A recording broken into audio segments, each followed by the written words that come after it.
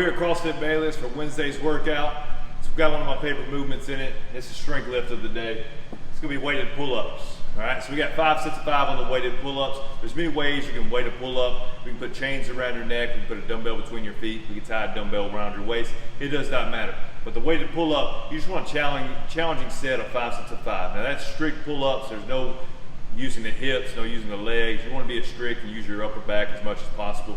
Now, for those of you that can't even do a single strict pull-up without any weight, we can use a band to assist you.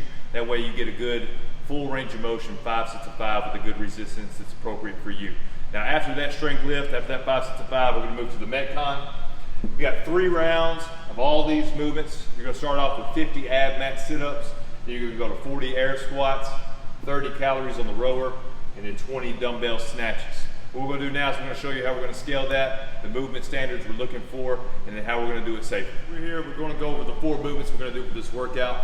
The first one's going to be ab mat sit-ups. We got 50 reps on it. We can scale that 1 of 2 ways. The first one's going to be just reduce the number of reps if 50 is too many. But Lane's going to demo for us the ab mat sit-up. The key here is going to be squeezing your abs. Don't worry about speed so much.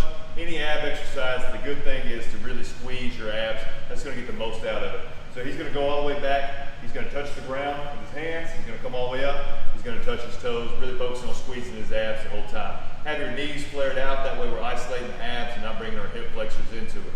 All right? So if you can't come all the way up and touch your toes, it's not a big deal. Just crunch up as high as you can and really concentrate on squeezing your abs and getting your shoulder blades off the ground.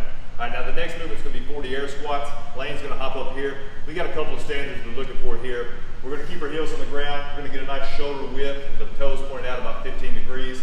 He's going to squat all the way down so that his hip crease is below his knee. He's got his arms straight up, just showing that his chest is up. You got your arms straight out and they start going towards the ground, it's because you're bending over too much.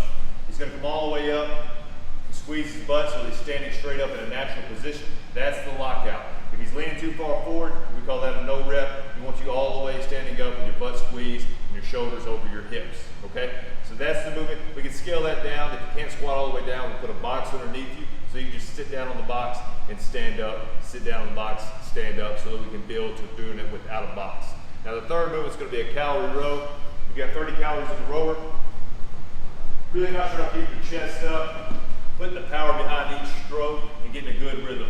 It's not about the speed and the velocity. You're not trying to pull as fast as you can. You want to get a lot of power behind each one and kind of breathing in between reps.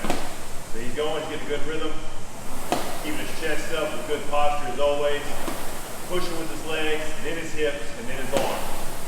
Rolling just like that until that gets you 30 calories. After that, we've got the dumbbell snatches. You've got 20. That's going to be 10 on each arm, okay? So you're going to alternate between each rep. He's going to squat down with his chest up. He's going to explode up, stand all the way up with it. Switch hands. Really looking to almost jump with the kettlebell and using your hips and your hamstrings and not so much your shoulders. You can alternate there. Only thing is just really focusing on dropping, keeping your chest up and your butt back. All right? Now, if you can't do that safely, what we'll do is we'll go from a hang position to where you don't have to squat all the way down to the ground. Lane, go show us a couple of those. So he stands all the way up with it first. He just dips down to about his knees. And he jumps, throws it overhead. We can light the dumbbell up so you can do that safely. That will be the scaled version for those who just can't maintain that position in the bottom. So you're going to go through all those exercises for those reps, 3 rounds. Once you get done with that last rep, you're done. High five, chest bump, booty bump, doesn't matter. You're done for the day. You're one step closer to your goal. So come by, try it out. Me, Lane, Josh, we'll all take care of you. We're going to make sure you do it safely.